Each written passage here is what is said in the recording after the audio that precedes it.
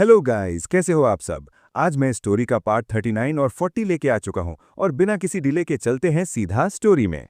Story की शुरुआत होती है किंग फेंग पर्वत के दुष्ट यूलान। मुझे एक अत्यंत कम उम्र की कोमल कन्या मिली जिसकी त्वचा मखमल जैसी नरम और शरीर मांसल था। किंग फेंग माउंटेन के कुख्यात डाकू सरदार वांग दा।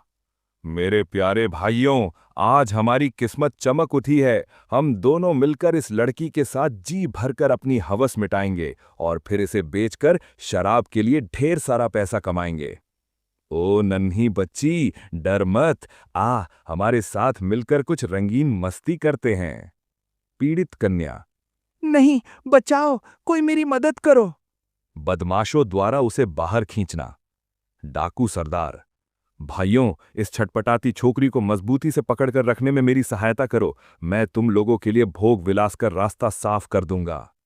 एक डाकू का गुर्गा। कमांडर वैंग, एक और बड़ी खबर है। गांव के पूर्वी प्रवेश द्वार पर व्यापारियों का एक समृद्ध काफिला दिखाई दिया है और गौर करने वाली बात यह है कि उनमें एक बेहद खूबसूरत छोटी बच्ची भी शामिल है। वाह, आज का दिन तो सचमुच दोहरी खुशियां लेकर आया है। हमारे पास लूट का पैसा और अनाज तो होगा ही, साथ ही हमारे पास डाकू सरदार की रानी यानी पत्नी बनने के लिए एक सुंदर कन्या भी मौजूद है। सुनो तुम लोग, तुम यहीं रुको और इस छोटी सी लड़की पर कड़ी नजर रखना। खबरदार, इसे छूने की जरूरत भी मत करना। पहला अधिकार मेरा है। अगर तुम अपनी कामों के छांव और अपने गुप्तांग पर काबू नहीं रख सके तो मैं खुद उसे अपने हाथों से काट डालूंगी। डरपोक डाकू। मुझ जैसा तुच्छ और अदना सा प्राणी ऐसी गुस्ताखी करने की हिम्मत कभी नहीं करेगा मालिक। वांग दा के वहां से जाने के बाद दूसरा डाकू थूकते हुए। थू, ऐसी जिंदगी पर। ये आदमी सिर्फ अपने ऊंचे खानदान और रिश्तेदारों के दम पर इतना उछल रहा है। वो दिन भर अपनी मनमानी और अय्याशी करता रहता है और हमें सिर्फ उसका बचा कुचा जूठल खाना पड़ता है। आखिर हमारे साथ ऐसा अन्याय क्यों होना चाहिए। माना कि मैं इसे पूरी तरह भोग नहीं सकता, लेकिन कम से कम अपने हाथों से इसके बदन को छूकर थोड़ी मानसिक संतुष्टि तो पा ही सकता हूं, है ना।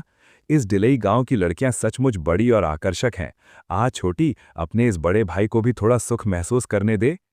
अचानक एक आवाज, रुक जाओ, अभी के अभी रुक जाओ। अंधेरे में से कोई आता है और पीछे से तलवार से घातक वार करता है। उफ, मर गया। अज्ञात रक्षक। बाकी के नीच बदमाश कहाँ छिपकर बैठे हैं। वो सब गांव के पूर्वी प्रवेश द्वार की तरफ गए हैं। अज्ञात रक्षक। जल्दी करो, अपने बिखरे हुए कपड़े ठीक से पहनो और कहीं सुरक्षित स्थान पर जाकर छिप जाओ। खबरदार, दोबारा मेरे घर की तरफ कदम मत रखना। नदी के किनारे का दृश्य। जीमेन देजी। नीचे कूद जाओ। अगर तुम इस गहरी खाई में कूद भी जाओगी तो भी हम तुम्हें खींचकर बाहर निकाल लेंगे। बेकार में चिंता मत करो, हम इतने भी क्रूर नहीं कि तुम्हारा दिल और जिगर निकालकर हैंगओवर उतारने वाला सूप बना दें।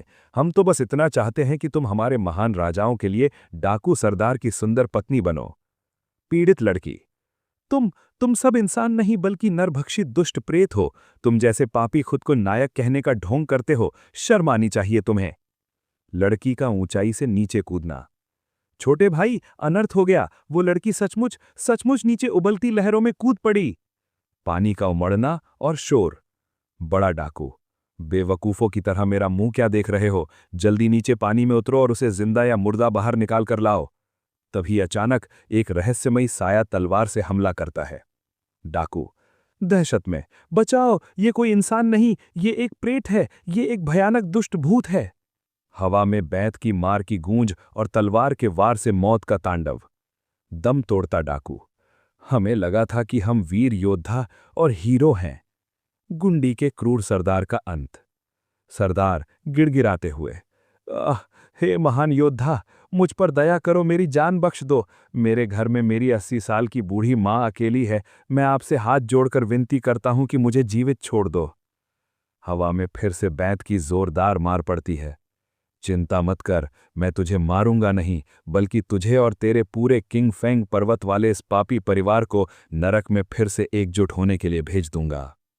मदद करो, कोई मुझे बचाओ। अरे देखो, ये तो जियो यू है। नहीं, तुम गलत समझ रहे हो। ध्यान से देखो, ये तो वास्तव में जीमेन डेजी है। दृश्य, गीले और भारी कपड़े निकालना। संकल्प, परिस्थिति चाहे कितनी भी विकट क्यों न हो और चाहे कुछ भी हो जाए, इस निर्दोष जान को बचाना ही इस वक्त हमारी सबसे बड़ी प्राथमिकता है। पूटेंग, पानी में हलचल की आवाज। डूबने का दृश्य। वो असहाय होकर गहरे और ठंडे नीचे पानी में डूबने लगी। वो धीरे धीरे सतह से नीचे पानी के नीचे ओझल हो गई। बचाव की कोशिश। तभी एक रक्षक उसे बचाने के लिए लहरों के बीच पानी के अंदर तैर के आया। उसे डूबने से बचाने के लिए मजबूती से पकड़ना, बेहोशी की हालत में पानी के ऊपर तैर के आने की पूरी कोशिश करना। मदद की पुकार। गहरी और तेज आवाज में पुकारना, अरे क्या आप मेरी आवाज सुन सकते हैं? जीवन रक्षक चिकित्सा प्रक्रिया। उसकी सांस लेने की प्रक्रिया की सावधानीपूर्वक जांच करते समय बहुत जल्दी से अगले 5 से 10 सेकंड के भीतर अपनी आंखों से देखें कि उसकी छाती जीवित होने के संकेत के रूप में ऊपर नीचे हो रही है या नहीं। सबसे पहले उसके मुंह, नाक और श्वसन मार्ग के रास्ते में फंसी हुई कीचड़ और रेत को पूरी तरह साफ करें ताकि हवा अंदर आ सके। दृश्य, बाधाओं को कटआउट करना या हटाना। कृत्रिम सांस देना। अब जीवन बचाने के लिए सीधे उसके मुंह में सांस देना शुरू करें। पूरी शक्ति के साथ लगातार 3 बार गहरी सांस उसके शरीर के अंदर लें। छाती को दबाना, कंप्रेशन। दोनों स्तनों के निपल्स को जोड़ने वाली काल्पनिक रेखा के ठीक बीच मध्य बिंदु पर अपनी हथेली का पिछला हिस्सा मजबूती से रखें। यह स्थान छाती की हड्डी के निचले मध्य भाग में स्थित होता है। पूरी ताकत लगाकर छाती को कम से कम 5 सेंटीमीटर नीचे की तरफ दबाएं। लगातार 30 बार छाती को दबाने की प्रक्रिया पूरी करने के बाद, अरे क्या अब आपको मेरी आवाज सुनाई दे रही है? क्या आप होश में आ रही हैं? बिना रुके फिर से उसके मुंह में सांस देना जारी रखें। दुष्ट सन और गलत आरोप। काउंटी डिफेंडर सन का आगमन। ओह, तो यहां ये घिनौना खेल चल रहा है। तुम सचमुच उसकी इस नाजुक और बेहोशी की स्थिति का फायदा उठाकर एक असहाय महिला का यौन उत्पीड़न कर रहे हो। काउंटी डिफेंडर सन और उसके सिपाही। क्या मैं? तुम मुझ पर आरोप लगा रहे हो कि मैं किसी महिला से छेड़छाड़ कर रहा हूं? मूर्ख, मैं उसे गंदी नीयत से नहीं छू रहा, बल्कि मैं उसे बचा रहा हूं। वो अनियंत्रित होकर गहरे पानी में गिर गई है और मैं उसे डूबने से बचा रहा हूं।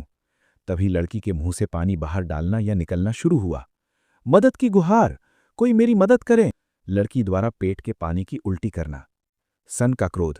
ओ दुस्साहसी पागल इंसान, अपनी गंदी हरकतें बंद करो, जल्दी करो और उस बेबस औरत को अभी के अभी रिहा करो, अन्यथा ये काउंटी रक्षक सन तुम्हें एक नीच डाकू समझेगा और यहीं बेरहमी से मार डालेगा।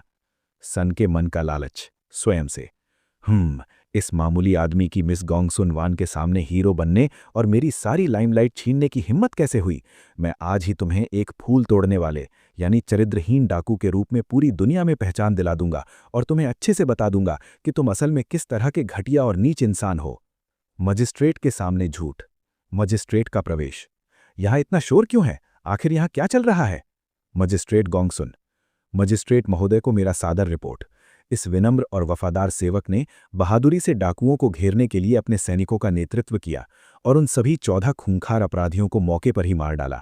लेकिन उसके बाद मैंने इस उद्दंड और आवारा नागरिक वू जी को यहां फैली अराजकता का गलत फायदा उठाते हुए इस बेचारी महिला के साथ सरेआम अभद्र हरकतें करने का दुस्साहस करते हुए देखा। अंतिम प्रश्न, तुम ये क्या कर रहे हो? क्या तुम्हें कानून का कोई डर नहीं है?